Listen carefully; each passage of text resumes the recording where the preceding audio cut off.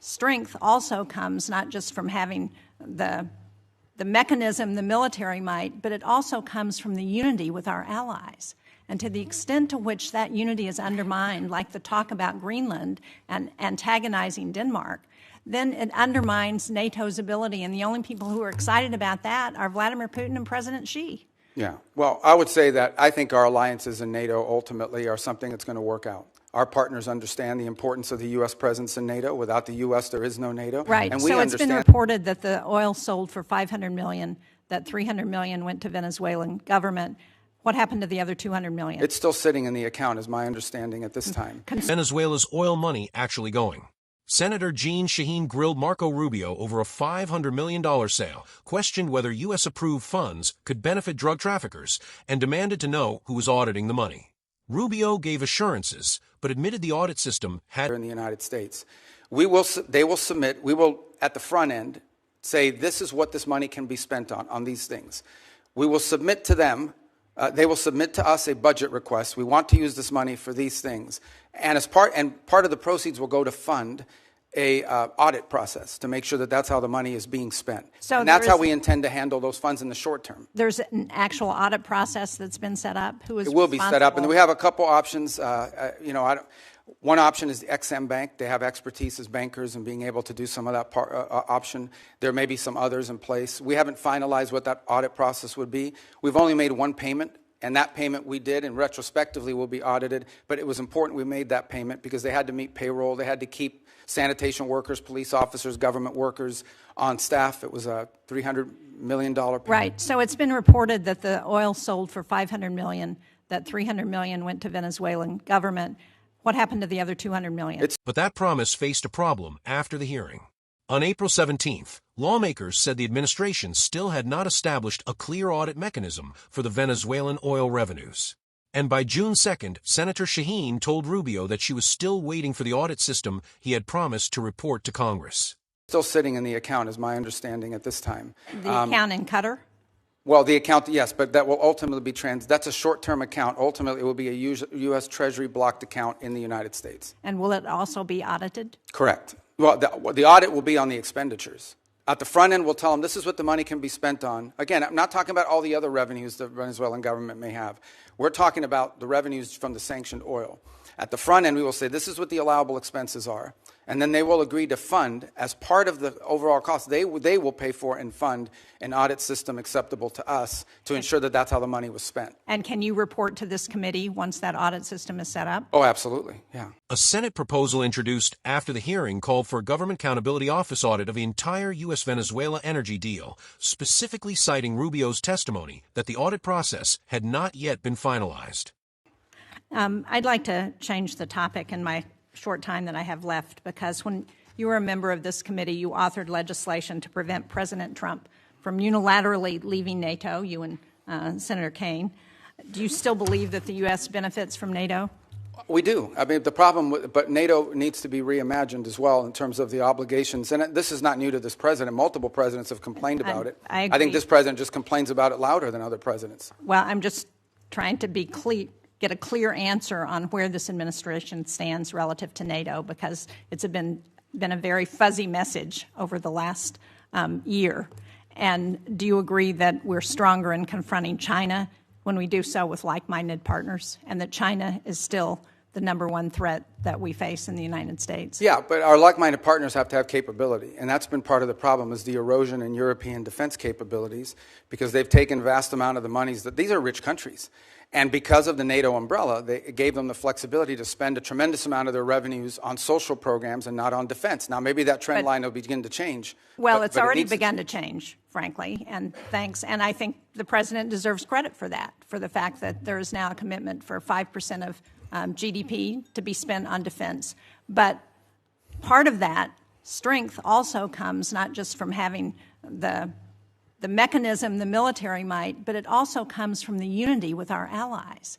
And to the extent to which that unity is undermined, like the talk about Greenland and antagonizing Denmark, then it undermines NATO's ability. And the only people who are excited about that are Vladimir Putin and President Xi. Yeah, well, I would say that I think our alliances in NATO ultimately are something that's going to work out. Our partners understand the importance of the U.S. presence in NATO. Without the U.S., there is no NATO. And we understand that in order for NATO to be stronger, our partners need to be stronger. And one of the things we've explained to our allies in NATO is the United States is not simply focused on Europe. We also have defense needs in the Western Hemisphere. We have defense needs in the Indo-Pacific. And it will require us. We may be the richest country in the world, but we don't have unlimited resources. And as we reassign exactly why we want to have allies and partners to help us as we're looking at conflicts around the world. And when we antagonize our allies and partners, and when we send Canada to do a trade deal with China instead of coming to New Hampshire or the United States, it weakens our ability to confront our adversaries. Yeah, but our allies have to be two things. They have to be willing to step up, but they also have to be capable of stepping up. And frankly, many of them have not. I mean, Spain is still not doing the 5%. I mean, there are countries that are still not doing. And in fact, Mark Rutte yesterday pointed out that if without the United States, the countries of Europe would have to spend 10% of their GDP for the next 20 years to be able to make up the whole. So I do think there needs to be a rebalancing, and hopefully we'll have cooperation. I think we will. Rutte has done a great job of managing all. And I'm not arguing that point with you. As I said, I agree with what the President has asked of our European allies. What I'm arguing with you about is that his rhetoric is undermining NATO and our partnerships with our allies, and that's a problem. After this January 28th, 2026 hearing, the concerns raised by Senator Jeanne Shaheen about Venezuela's oil money became even more significant. Rubio had told the Senate that roughly $500 million in Venezuelan oil had already been sold, with $300 million sent to the Venezuelan government for essential expenses, and the remaining $200 million held in a Qatar account. He said the first $300 million would receive a retrospective audit, and that future spending would be subject to U.S. oversight. But on February 4, 2026, Treasury Secretary Scott Bessent told lawmakers that no formal audit agreement was yet in place, while saying Treasury planned to use outside auditors for future payments. Then the arrangement changed again. In February, Energy Secretary Chris Wright said Venezuelan oil proceeds were no longer being routed through the Qatar account and were instead being directed into accounts managed by the U.S. Treasury. That development directly connects back to Shaheen's questioning because one of her central concerns was whether Washington would actually be able to track and control the money. By March 11th, lawmakers were pressing Bessent for the legal authority behind Treasury's control of Venezuelan sovereign assets and demanding copies of the agreements governing the arrangement. On April 17th, lawmakers formally requested an independent government accountability office audit, citing the lack of a clearly established oversight mechanism. That is important because Rubio's testimony presented the Qatar account as a temporary solution, not the final structure. He explained that the account was being used because of legal complications surrounding Venezuela and the risk that creditors could seize the proceeds.